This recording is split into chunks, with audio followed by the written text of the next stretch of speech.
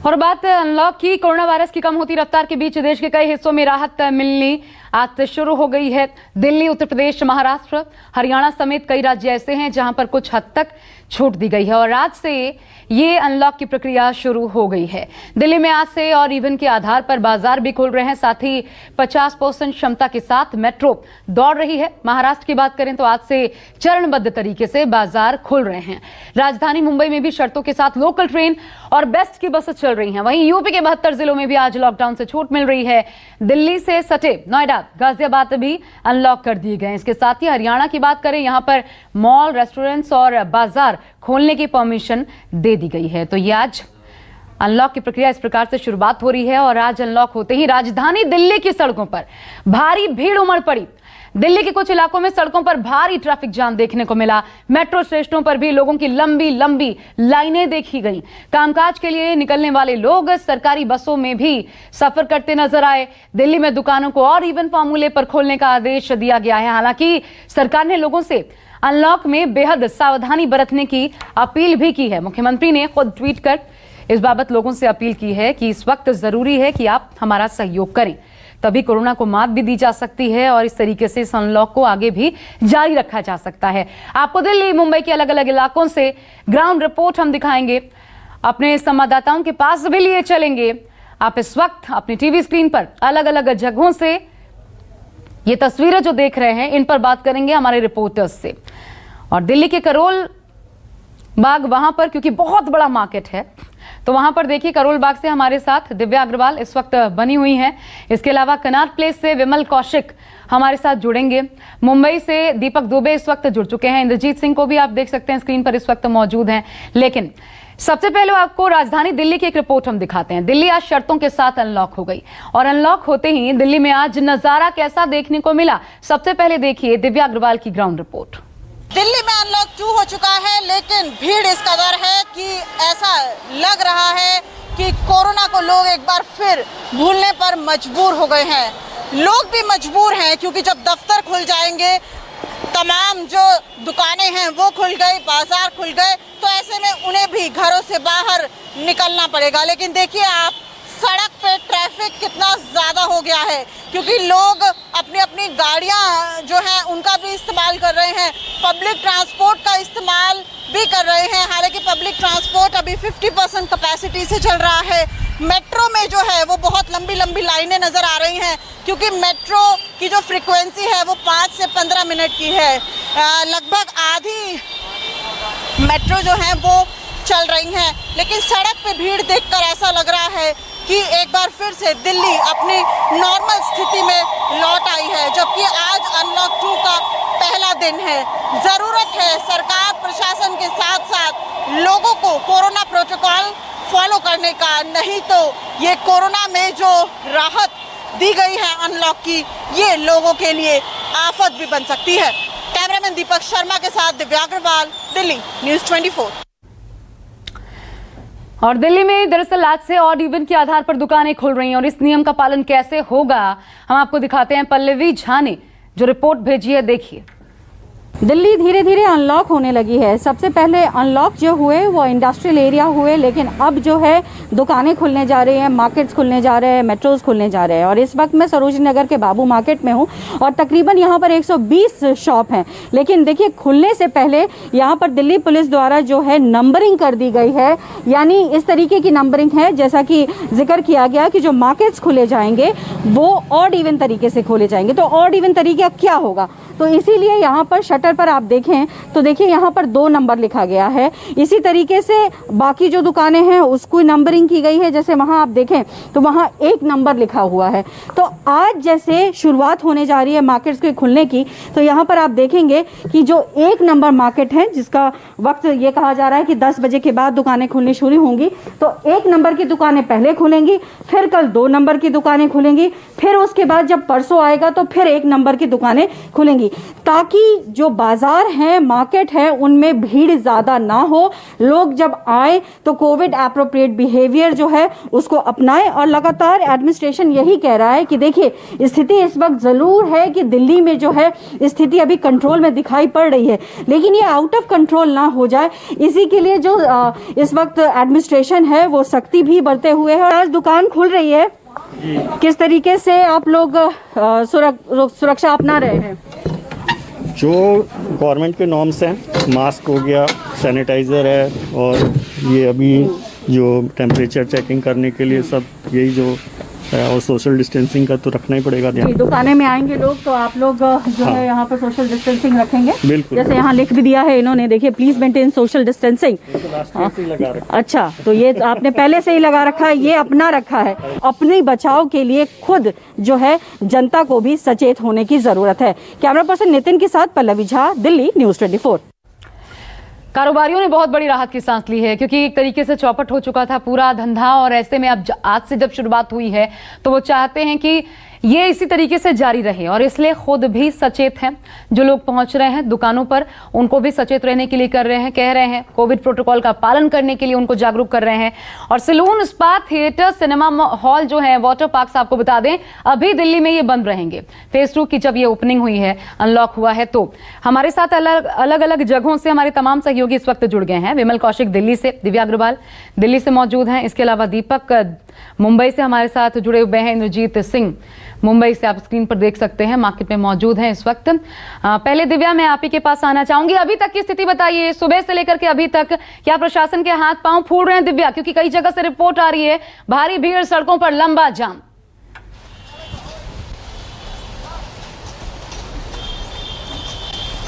बिल्कुल, देखिए दिल्ली में सुबह से हम लोग देख रहे हैं, अलग अलग इलाकों में भी गए हैं, मेट्रो स्टेशंस पे देखा, बस टर्मिनल्स पे देखा, बाजारों में भी देखा, भीड़ थी।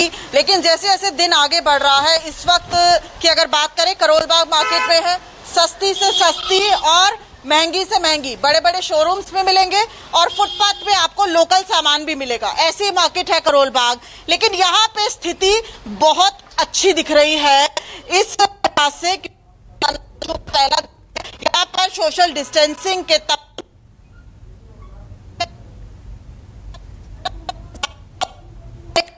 जो है।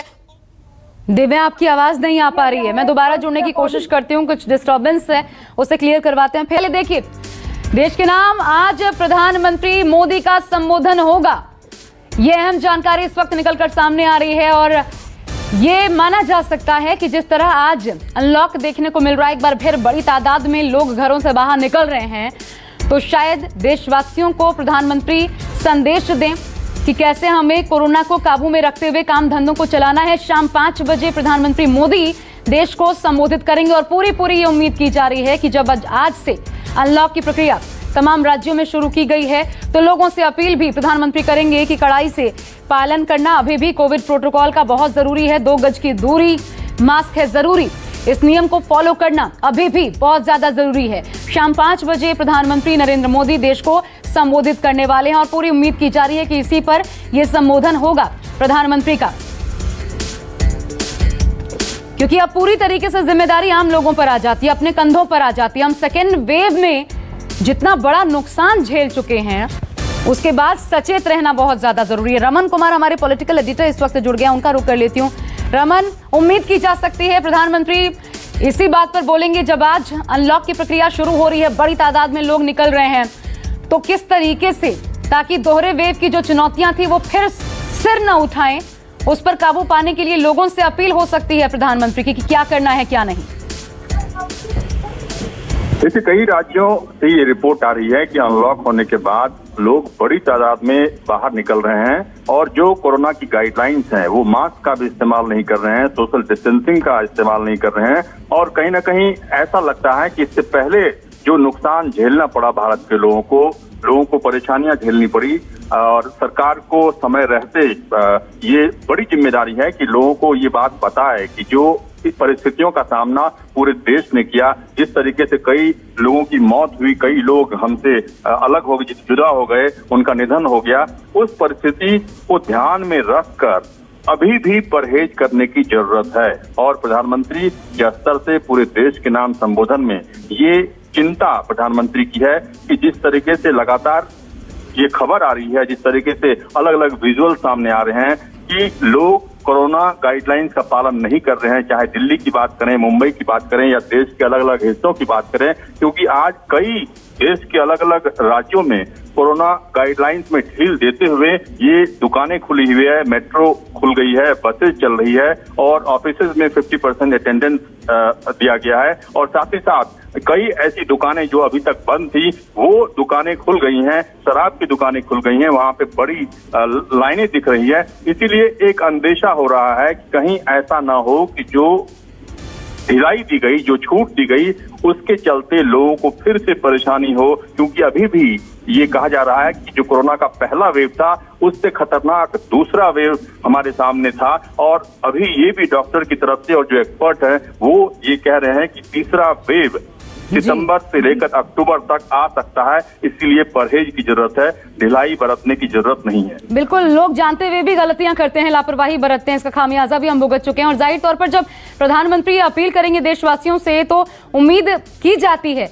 कि उसका असर होता है, लोग सुनते हैं उनकी बात को और इम्प्लीमेंट करने की कोशिश भी करते हैं, और शायद इसलिए भी ये कोशिश होगी। रमन, देखिए, इससे पहले आपने देखा था कि प्रधानमंत्री ने लोगों को सचेत करते हुए, लोगों को जागरूक करते हुए कहा था कि इस तारीख को इतने बजे हम टॉर्च जलाएंगे, मोबाइल टॉर्च जलाएंगे या थाली बजाएंगे, ताकि लोगों को इस बात का एहसास हो कि किस तरीके से कितनी खतरनाक बीमारी है ये, कितनी खतरनाक तौर पर लोगों को इसका नुकसान झेलना पड़ सकता है। और प्रधानमंत्री के एक बार कहने के बाद ही अपनी अपनी बालकोनीज में लोग बाहर निकले और उन्होंने प्रधानमंत्री के द्वारा कहे गए निर्देश का पालन किया। ऐसे में अब प्रधानमंत्री एक बार फिर से देश के नाम संबोधन में उम्मीद ये जताई जा रही है कि जो आज अनलॉक की घोषणा कई राज्यों के द्वारा हुई है उसमें प्रधानमंत्री एक बार एहतियात बरतते हुए लोगों से ये अपील करेंगे कि वो खुद पूरी तरीके से जो गाइडलाइंस है उसका पालन करें। अगर राज्य सरकार की तरफ से ढील दी गई है, केंद्र सरकार की तरफ से ढील दी गई है, इसका मतलब ये कतई नहीं है कि वो मास्क का इस्तेमाल ना करें, वो सैनिटाइजर का इस्तेमाल ना करें, वो सोशल डिस्टेंसिंग का इस्तेमाल ना करें। अगर जरूरत ना हो तो अपने घरों में रहें, जरूरत हो तभी वो बाहर निकलें, क्योंकि बहुत सारे लोग बिना काम के भी बाहर निकल रहे हैं। और इस चिंता के साथ ही प्रधानमंत्री से लेकर सभी, अरविंद केजरीवाल दिल्ली के मुख्यमंत्री ने भी अनुरोध किया था कि ऐसा न समझे कि ढील अगर दी गई है राज्य सरकार की तरफ से तो जो नियम है उसका पालन ना किया जाए। बिल्कुल, और क्या ये भी उम्मीद की जाए रमन कि लॉकडाउन रखने का क्या नुकसान हो सकता है, या फिर अनलॉक जब किया जा रहा है तो कितनी बड़ी मजबूरी थी, लोगों पर कितना प्रभाव पड़ रहा था, अर्थव्यवस्था को थोड़ा सा सामने लाते हुए उसकी स्थिति पेश करते हुए प्रधानमंत्री देश को संबोधित करें।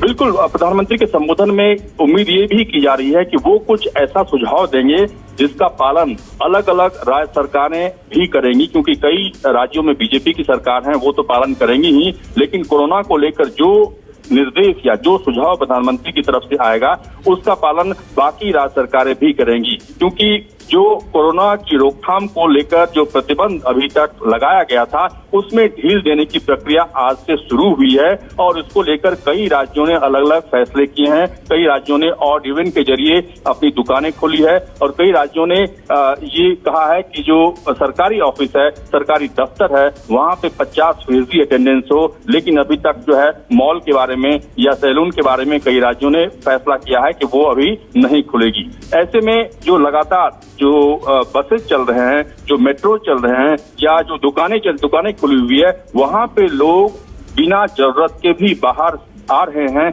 और इसको लेकर एक चिंता सभी के मन में घर कर गई है कि कहीं ऐसा ना हो कि जो छूट दी गई है उस छूट के बाद लोगों को उसका खामियाजा भुगतना पड़े। अच्छा रमन, एक सबसे इम्पोर्टेंट बात ये अभी हमने देखा भी, ये रिपोर्ट सामने आई थी जिसमें इंडियन इकोनॉमी को लेकर के कहा गया कि 97% लोगों ने ये माना है कि उनकी आय कम हुई है, 1 करोड़ से ज्यादा लोगों की नौकरियां चली गई।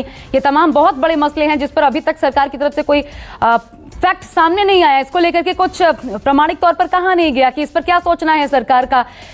पिछली बार हमने देखा था आर्थिक पैकेज की घोषणा की गई थी, इस बार अभी तक ऐसा कुछ नहीं हुआ। क्या इसकी संभावनाएं रत्ती भर भी हैं कि ऐसा कोई ऐलान या आगे के लिए खाका पेश किया जा सके?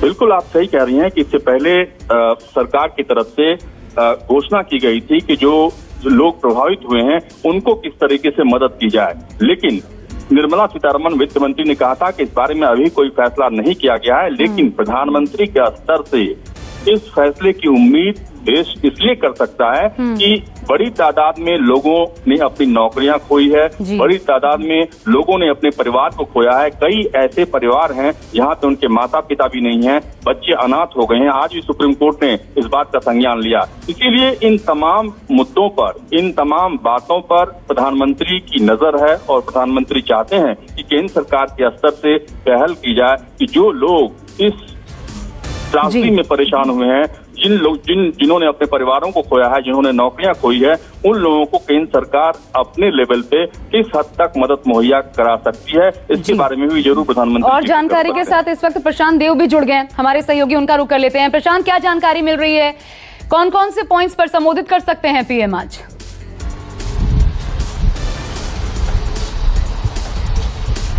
देखिए, 2 दिन से लगातार तमाम बड़े नेताओं के साथ, बीजेपी के अध्यक्ष के साथ और तमाम बड़े नेताओं के साथ प्रधानमंत्री की मीटिंग हुई है और रिपोर्ट उनको दी गई है। जम्मू कश्मीर के राज्यपाल भी इस वक्त दिल्ली में है, वो भी जानकारी मिली है कि पीएमओ को उन्होंने कुछ अपनी रिपोर्ट सौंपी है। तो बहुत सी ऐसी चीजें हैं कोविड को लेकर के जिसपे आज प्रधानमंत्री कुछ बड़ी बड़ी बातें बता सकते हैं। जैसा कि रमन बता रहे थे कि तमाम ऐसी चीजें हैं जो सेकेंड वेव के दौरान घटना घटी है, चीजें हुई हैं। सबसे बड़ी चुनौती जो है अर्थव्यवस्था की थी, वो कैसे और ज्यादा पटरी पे लाई जाए, कहां कहां नुकसान हुआ है, उसको लेकर के कोई रोड मैप लेकर के आएंगे या कुछ ऐसी बातें बताएंगे। और सबसे बड़ी बात जो है इस वक्त जो है वैक्सीनेशन को लेकर के है कि वैक्सीनेशन का ड्राइव कैसे चलेगा। तो क्या ऐसा लगता है कि वैक्सीनेशन की कोई नई योजना पीएम लॉन्च कर सकते हैं, क्योंकि इस वक्त देश में सबसे बड़ी जरूरत सिर्फ और सिर्फ वैक्सीनेशन की है। अगर वैक्सीनेशन सबको मिल गया तो आपकी अर्थव्यवस्था भी नहीं गड़बड़ होगी, बाजार भी नहीं बंद करने पड़ेंगे, एक तरीके का कवच आपको मिल जाएगा। तो अब चूंकि प्रधानमंत्री क्या घोषणा करेंगे, ये तो जब वो बात करेंगे 8 बजे तभी पता चल पाएगा। लेकिन जैसा हम लोग समझ पा रहे हैं कि देश को की सबसे बड़ी जरूरत इस वक्त वैक्सीनेशन की है, और चूंकि देश का जितनी बड़ा वॉल्यूम है जनसंख्या के हिसाब से जो प्रोडक्शन है वैक्सीनेशन की वो बहुत सीमित है। तो कैसे इस गैप को पूरा करेंगे? क्या इस बीच कोई ऐसा फॉर्मूला या कोई ऐसी नीति सरकार के हाथ आ गई है जिससे कि वैक्सीनेशन अच्छी तरीके से हो जाए? क्या कोई नई दवा आ गई है, या कोवैक्सीन जो अपनी भारतीय मूल की वैक्सीन है, क्या इसमें कोई ऐसी बढ़ोतरी हो गई है? तो मुझे ऐसा लगता है, जो जानकारी मिल रही है, कि वैक्सीनेशन को लेकर के कुछ अनाउंसमेंट हो सकते हैं। हालांकि प्रधानमंत्री क्या बोलेंगे, जब वो बोलते हैं तभी पता चलता है, लेकिन तमाम ऐसी बातें हैं कोविड से रिलेटेड उसी के इर्द गिर्द होंगी, जिसपे 8 बजे पूरे देश को इंतजार रहेगा कि प्रधानमंत्री क्या बताने वाले हैं।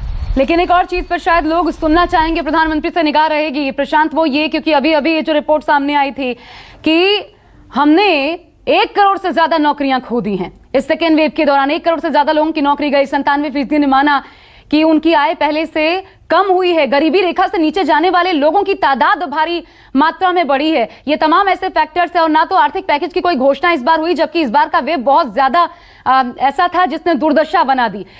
तो कोई आर्थिक पैकेज की घोषणा ना होना, क्या ऐसे किसी नए लोगों पर एक सहयोग के तौर पर या मदद के तौर पर किसी नए खाके के साथ प्रधानमंत्री सामने आ सकते हैं?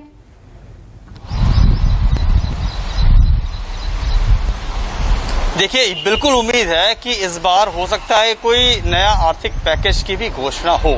जैसा कि आप बता रही हैं कि 1 करोड़ लोगों ने अपनी नौकरी खोई, ये तो वो है जिसका डेटा आपके पास है।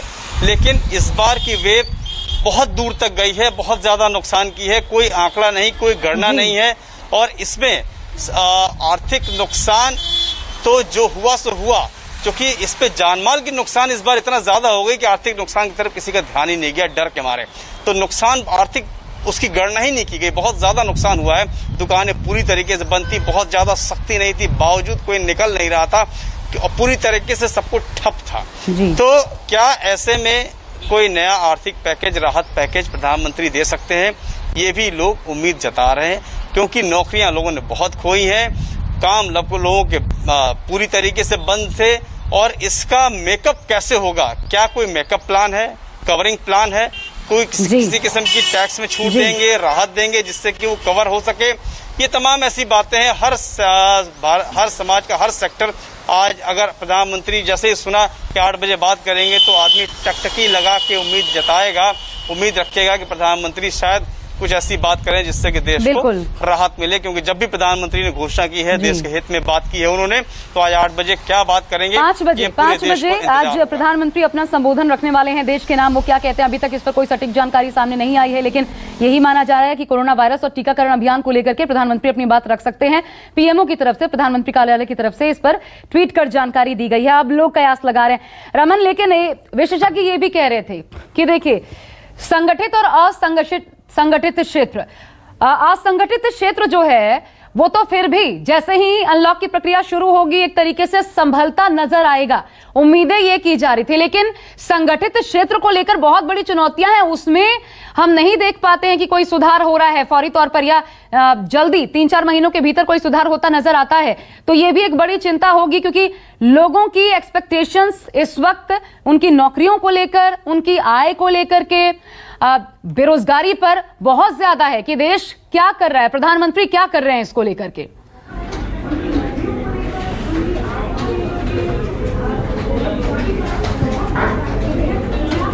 रमन, देखिए आशा, कोरोना की लहर देश में कमजोर हुई है और इसीलिए सभी राज्यों में अनलॉक की प्रक्रिया शुरू हुई है। आपने बिल्कुल सही कहा कि जिस तरीके से बड़ी तादाद में लोगों में बेरोजगारी देखने को मिली है, लोग परेशान हुए हैं और कई ऐसे लोगों को हमने खोया है, देश ने खोया है, परिवार ने खोया है, जिसकी भरपाई काफ़ी मुश्किल है। ऐसे में प्रधानमंत्री के स्तर पर जो घोषणाएं हो सकती है कोरोना के दूसरे वेव के अनलॉक की प्रक्रिया शुरू होने के बाद, उसमें कई ऐसे महत्वपूर्ण फैसले हैं, क्योंकि प्रधानमंत्री से लेकर कई लोगों ने ये बात कही है कि इस कोरोना का वैक्सीन के अलावा कोई दूसरा उपाय नहीं है, इससे लड़ाई नहीं लड़ी जा सकती है। इसीलिए जिन लोगों ने अभी तक वैक्सीन लिया है, इसके अलावा जिन लोगों को अभी वैक्सीन लेना है, अगर वैक्सीन की कमी है तो प्रधानमंत्री इस बारे में भी ऐलान कर सकते हैं कि कई दूसरे देशों से वैक्सीन को भारत में लाने की या मंजूरी देने की प्रक्रिया, या जो कहा जाता था कि यहाँ पे भारत में आने के बाद उसका ट्रायल होगा, वो ट्रायल से राहत देने की, रियायत देने की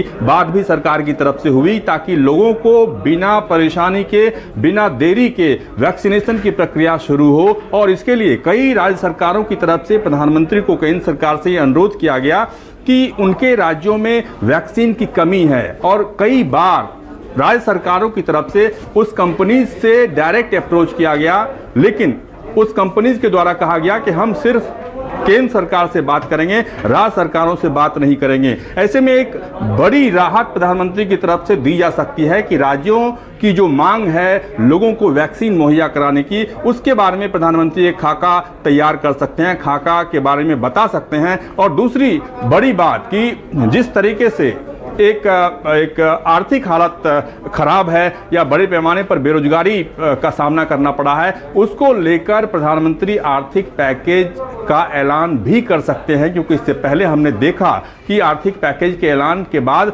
लोगों में, खासतौर पर जो ऐसे श्रमिक हैं, जो असंगठित क्षेत्र के मजदूर हैं या जो किसान हैं, उनको ज़्यादा मशक्क़त नहीं करनी पड़ी, उनको ज़्यादा दिक्कत नहीं करनी पड़ी। केंद्र सरकार की तरफ से उनको पैसा उनके खाते में दिया गया, इससे पहले भी दिया गया है, प्रधानमंत्री की तरफ से, केंद्र सरकार की तरफ से दिया गया है। लेकिन आज चूंकि प्रधानमंत्री अमूमन 8 बजे देश के नाम संबोधन करते हैं, और इससे पहले हमने देखा कि कई बड़े फैसले प्रधानमंत्री के द्वारा देश के नाम संबोधन में लिए जा चुके हैं, लेकिन आज जो प्रधानमंत्री का देश के नाम संबोधन है वो 5 बजे है। इसीलिए बहुत सारे लोगों को ये समझ में भी आ रहा है या समझ में नहीं आ रहा है कि आखिरकार प्रधानमंत्री के देश के नाम संबोधन में जो समय परिवर्तित किया गया है, 8 बजे के बजाय 5 बजे किया गया है, उसकी भी कोई वजह हो सकती है, क्योंकि प्रधानमंत्री ये चाहते हैं या वो अपनी बात को देश के लोगों के सामने जल्दी से जल्दी रखना चाहते हैं, ताकि लोगों में जो एक भय का माहौल बना हुआ है वो कम हो सके। प्रशांत, क्या ये टाइमिंग का जो परिवर्तन देखने को मिल रहा है 8 से 5, ये शिफ्टिंग जो हुई है, क्या इस वजह से भी, या आज दिन भर देखने के बाद कि जब अनलॉक की प्रक्रिया शुरू हुई है लोगों का क्या रुख सड़कों पर देखने को मिला और इसलिए 5 बजे का वक्त निर्धारित किया गया है, क्योंकि अमूमन 8 बजे बोलते हैं प्रधानमंत्री, क्या वजह इसकी सामने आ रही है, कुछ पता लग पाया है?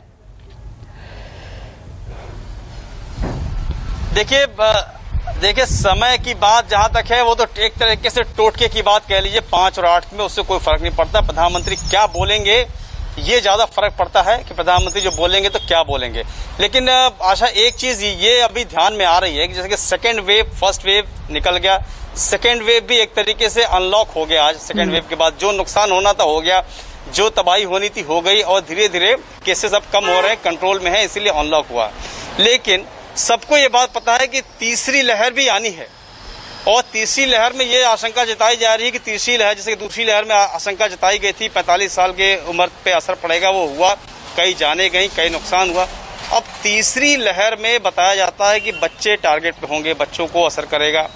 तीसरी लहर गांव देहात में जाएगी जहां की मेडिकल इंफ्रास्ट्रक्चर एकदम खराब है भारत में, खराब क्या है ही नहीं, जहां पे अगर ऐसे सेकेंड लहर, तो क्या ऐसा भी हो सकता है कि तीसरी लहर की तैयारी के लिए कुछ इस तरह का संबोधन प्रधानमंत्री करें, बताएं ये हमारे पास फॉर्मूला है, तीसरी लहर आने के पहले हम पूरी तरीके से तैयार रहेंगे, क्योंकि इसमें कहीं कोई शक नहीं है कि दूसरी लहर के लिए न तो राज्य सरकार या फिर केंद्र सरकार वो उस तरह से तैयार नहीं थी जिस तरीके से लहर आई थी। एक चीज बीच में मैं जोड़ना चाहती हूँ प्रशांत, शंका नहीं है। अभी हमने देखा आज ही दिल्ली एम्स में बच्चों पर कोवैक्सीन के ट्रायल की शुरुआत हुई है, तो उम्मीद की जानी चाहिए थर्ड वेव जब बच्चों को प्रभावित करेगा तो शायद अभिभावकों से कुछ बात करें, खासतौर पर प्रधानमंत्री बच्चों को भी कुछ संबोधित करें कि कितना प्रिपेयर खुद को कैसे मानसिक तौर पर करना है, शायद ये पक्ष जरूर छू सकते हैं प्रधानमंत्री।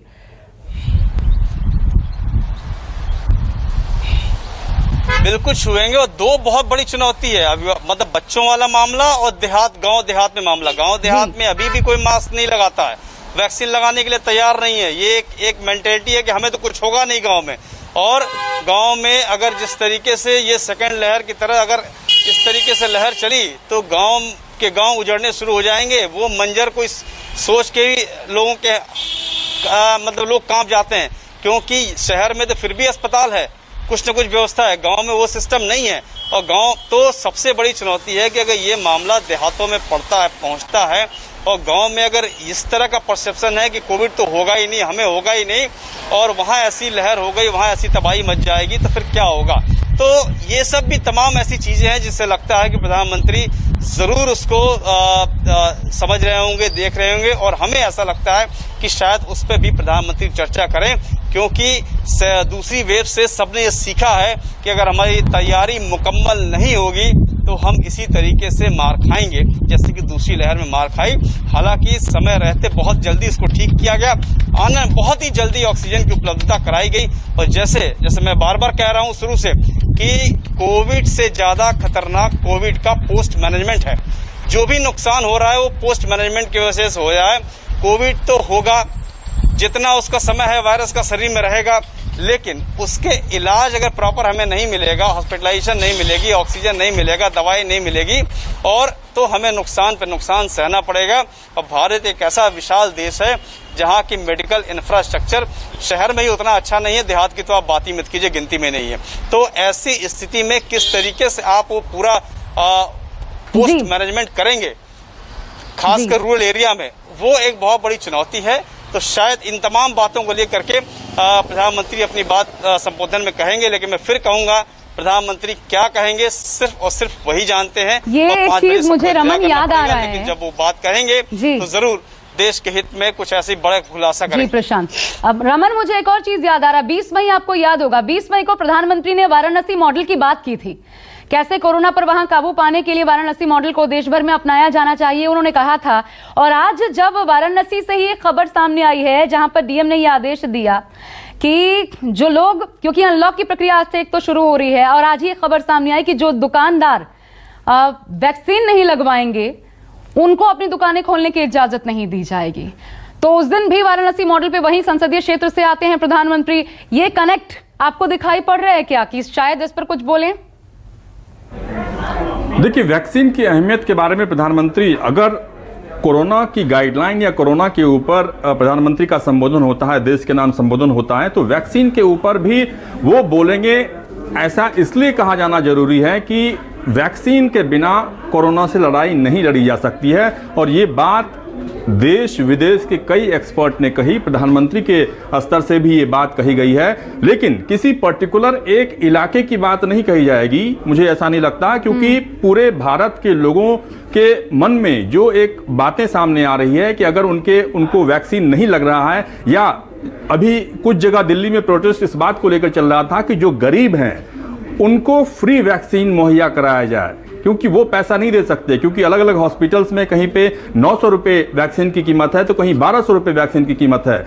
इसलिए वैक्सीन के ऊपर प्रधानमंत्री या केंद्र सरकार की तरफ से एक निर्णय हो कि जिनके पास राशन कार्ड है या जिस तरीके से केंद्र सरकार की तरफ से उनको मदद मुहैया कराई जाती है, 2000 रुपये उनके अकाउंट में ट्रांसफर किए जाते हैं, उसी तरीके से वैक्सीन के बारे में भी केंद्र सरकार एक नए नीति का ऐलान कर सकती है कि जो गरीब हैं उनको वैक्सीन फ्री मिलेगा, उनको पैसा नहीं देना पड़ेगा। और साथ ही साथ जो आर्थिक मामलों से जुड़े हुए कई ऐसे पहलू हैं जिसके बारे में राज्यों की तरफ से ये कहा जा रहा है कि केंद्र सरकार की तरफ से जो मदद मिलनी चाहिए वो मदद नहीं मिल पाई है, क्योंकि लगातार लॉकडाउन होने के चलते पूरे देश में इसको लेकर काफी ज्यादा परेशानियों का सामना करना पड़ रहा है। कई इंडस्ट्रीज की हालत इतनी खराब हो गई है कि वो उसे फिर से चलाने के लिए उनके पास पैसा नहीं है, या उनके पास संसाधन नहीं है, या उनके पास मजदूर नहीं है। अभी भी अनलॉक की प्रक्रिया शुरू होने के बाद भी उनको इंतजार करना पड़ेगा इस बात को लेकर कि जब लोग आएंगे बिहार, उत्तर प्रदेश या जिन इलाकों से वो मजदूर आते हैं, वो उससे पहले कोई भी काम शुरू नहीं कर पाएंगे। बिल्कुल, आप बने रहिएगा। मेरे साथ प्रशांत देव भी बने हुए हैं, लेकिन अब वरिष्ठ पत्रकार कुर्बान अली साहब हमारे साथ जुड़ गए हैं। कुर्बान साहब, बहुत सारे कयास आप तो जानते हैं, जब प्रधानमंत्री बोलने वाले होते हैं, डिक्लेयर होता है पहले, और उसके बाद बस कयासों का बाजार गर्म हो जाता है कि क्या बोलेंगे, कुछ संशय भय भी हो जाता है। लेकिन वैक्सीनेशन, थर्ड वेव या फिर इकोनॉमी, आपका कयास क्या है? आप क्या एक्सपेक्ट कर रहे हैं, किस पर बोल सकते हैं प्रधानमंत्री? देखिए, जो आप कयास लगा रही हैं, हर आदमी यही कयास लगा रहा है कि शायद इसी विषय पर बोलें, लेकिन अब उनके बोलने ना बोलने का कोई मतलब रह नहीं गया है। कि पिछले 2-3 महीने से हमने देखा है कि इस संकट के दौरान वो कोई ख़ास बोले नहीं है, कोई ख़ास घोषणाएं भी नहीं की हैं, और लोगों में बड़ी मायूसी, निराशा, नाउमीदी है, क्योंकि ऐसा लग रहा है कि सब कुछ राम भरोसे चल रहा है। और पिछले साल जिस तरह के पैकेजेस की घोषणा की गई थी, वित्त मंत्री बार बार आती थी, सीतारमण जी वो बताती थी, उन पैकेजेस का क्या हुआ, कितना लाभ पहुंचा, भी आपके संवाददाता बता रहे थे कि वो कहीं ज़मीन पर दिखाई नहीं देता। तो मुझे लगता है कि मोदी जी का मामला ये है कि वो इलेक्शन मोड में हमेशा तैयार रहते हैं। अब उत्तर प्रदेश के चुनावों की भी सरगर्मियां शुरू हो गई हैं, तो लगता है कि वो कुछ गैलरी के लिए, जिसको कहते हैं ना, ऑडियंस के लिए कुछ लोक लुभावन बातें शायद करने की कोशिश करेंगे, लेकिन बहुत ज़्यादा लोगों में निराशा है और कोई उम्मीद उन्हें नज़र आ नहीं रही है ख़ास कि प्रधानमंत्री कोई बड़ी ठोस घोषणा करने वाले हों। जी, लेकिन सर, आर्थिक पैकेज का ऐलान या एमएसएमई सेक्टर को हमने पिछली बार जो देखा, या इस बार आप देख रहे थे, अभी जो रिपोर्ट सामने आई, 1 करोड़ लोगों की नौकरी जाना, 97% की आय पर असर, गरीबी रेखा के नीचे इतने भारी मात्रा में लोगों का दोबारा प्रवेश, ये तमाम चीजें हैं जिस पर आज देश सुनना चाहता है, और शायद ये कंसिडर करते हुए प्रधानमंत्री अपनी बात रखें, ये एक्सपेक्ट किया जाना चाहिए। यकीनन ये एक्सपेक्ट किया जाना चाहिए, और ये सवाल भी उठाए जाने चाहिए जो आप उठा रही हैं। और दिक्कत यही है कि अभी तक तो जो नैरेटिव था पिछले 6-7 साल में, वो ये कि साहब आप सरकार से सवाल मत कीजिए, सरकार से सवाल पूछना और वो भी प्रधानमंत्री से, तो वो एक सैक्रिलेज माना जाता था।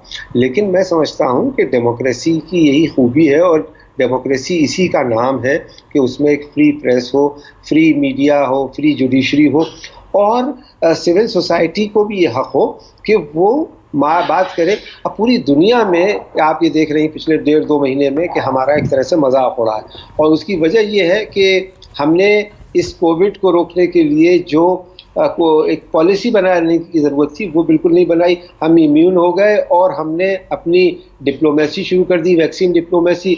हम प्रधानमंत्री साहब वर्ल्ड इकोनॉमिक फोरम में बोल रहे थे, हमने कोरोना पर काबू पा लिया, और उसके बाद जो हालत हुई है, कितने लाख लोग मरे हैं अभी इसका अंदाज़ा नहीं है। और अभी तीसरी वेव की भी बात शुरू हो गई है कि वो आने वाली है, उसके लिए क्या तैयारी है वो भी नहीं है। पिछले 1.5-2 महीने में आप और हम सब देख रहे हैं कि राजधानी दिल्ली में जब इतनी बुरी हालत हो सकती है तो देश के दूसरे हिस्सों में क्या हाल हुआ होगा। और दूसरी चीज़ ये कि भाई आप ठीक है संसद नहीं बुला सकते, लेकिन ऑल पार्टी मीटिंग तो बुला सकते हैं। ऑल पार्टी मीटिंग में आकर के आप डिस्कस कीजिए, क्योंकि ये आपके लिए 5 साल का कोई लाइसेंस नहीं कि आपने पट्टे पे लिखवा लिया देश चलाना है आपको और आप इसमें किसी से बात नहीं करेंगे। प्रेस कॉन्फ्रेंस तो प्रधानमंत्री करते ही नहीं है, ये तो उनके मिजाज में ही नहीं है। 7 साल में एक भी आज तक प्रेस कॉन्फ्रेंस नहीं हुई। लेकिन आप कम से कम पॉलिटिकल पार्टीज को तो कॉन्फिडेंस में लीजिए, राज्य सरकारों को तो लीजिए। अब मुख्यमंत्रियों के साथ बैठक होती है तो उसमें भी एक पॉलिटिकल अपमैनशिप होता है कि साहब हम चीफ सेक्रेटरी से बात करेंगे, मुख्यमंत्री से बात नहीं करेंगे, तो या डिस्ट्रिक्ट मजिस्ट्रेट से सीधे बात करेंगे। ये किस तरह का फेडरल स्ट्रक्चर आप बना रहे हैं। और उसमें तो जो सिस्टम है उसी के तहत हमें काम करना पड़ेगा। अगर हम राज्य सरकारों को, चीफ मिनिस्टर्स को कॉन्फिडेंस में लेकर के काम नहीं करेंगे तो फिर इसे विशुद्ध रूप से राजनीति ही कहा जाएगा। जी, इसकी कितनी एक्सपेक्टेशंस है सर? कि बहुत बार हमने देखा है नॉर्मली लोगों को संबोधित करते हैं और कोविड प्रोटोकॉल का पालन करना है, अभी भी 2 गज की दूरी, मास्क जरूरी, वही एक सिंपल सा प्रधानमंत्री का संबोधन होता है क्योंकि आज से अनलॉक की शुरुआत हो रही है। तो क्या आपको लग रहा है शायद ये भी हो कि एक बार फिर लोगों को सचेत किया जाए, क्योंकि लोग सुनते हैं प्रधानमंत्री की बात जानते हुए भी लापरवाही करते हैं, लेकिन जब कोई अगुवा कहता है तो उसी बात सुनते हैं। नहीं, वही कि वो उर्दू का शेर है, तुझे हम वली समझते जो न बादा ख्वार होता। अब जो आप कहते हो उस पर खुद ही आप अमल नहीं करते। पश्चिम बंगाल के चुनाव में आपने देखा कि किस तरह से प्रधानमंत्री और गृह मंत्री ने बिना मास्क लगाए हुए रैलियां की और सारी दूरियां खत्म हो गई, सारी धज्जियां उड़ गई सोशल डिस्टेंसिंग की। उत्तर प्रदेश में चुनाव हुए, 750 से ज़्यादा कर्मचारी मारे गए हैं, ये एक आकलन है। लोगों का कहना है कि उससे ज़्यादा मौतें हुई हैं। तो हम मौतों को लेकर के इतने इम्यून हो गए हैं कि हमें लगता है ये नॉर्मल किसी चीज़ है। उन्नाव से लेकर के गाजीपुर तक लाशें बही हैं, अभी भी बालू में दफन है, बारिश होगी वो सर, मेरे पास वक्त कम है इसलिए मैं थोड़ा सा आपको बीच में टोकते हुए एक सवाल आपसे पूछना चाहती हूँ, आखिरी कमेंट दीजिएगा कम शब्दों में। कितनी उम्मीद करें? 100 के पार पेट्रोल, महंगाई की मार जबरदस्त है और इस पर कुछ प्रधानमंत्री अब इस सरकार से उम्मीद उठ चुकी है। अब अगर ये करती है, इसको अपने डीड से ही साबित करना पड़ेगा कि आप कहने में यकीन रखते हैं या करने में। और करने में अगर यकीन रखते हैं तो कुछ करके दिखाइए। अब बहुत हो गया, बहुत देर आपने बर्तन बजवा लिए, दिए जलवा दिए, गो कोरोना गो करवा दिया, लेकिन अब कुछ ठोस कॉन्क्रीट चीजें लाइए। देश ये जानना चाहता है कि आप कर क्या। बिल्कुल, क्या कॉन्क्रीट है? प्रधानमंत्री के पिटारे में आज जब बोलेंगे तो ये उम्मीदें की जा रही है कुछ ऐसा जिससे लोगों को राहत महसूस हो। शुक्रिया आपका कुर्बान अली साहब हमारे साथ जुड़ने के लिए। रमन कुमार मेरे साथ बने हुए और साथ ही मेरे सहयोगी प्रशांत देवी। छोटा सा ब्रेक, इस बड़ी खबर पर लगातार हम बने हुए हैं। नमस्कार, मैं हूं मानक गुप्ता। अगर आपको हमारा ये वीडियो पसंद आया हो तो इसे लाइक और शेयर जरूर करें और हाँ, हमें सब्सक्राइब और फॉलो करना ना भूलें ताकि आप देश और दुनिया की कोई खबर मिस ना करें। तो जुड़े रहिए हमारे साथ और देखते रहिए न्यूज़ 24।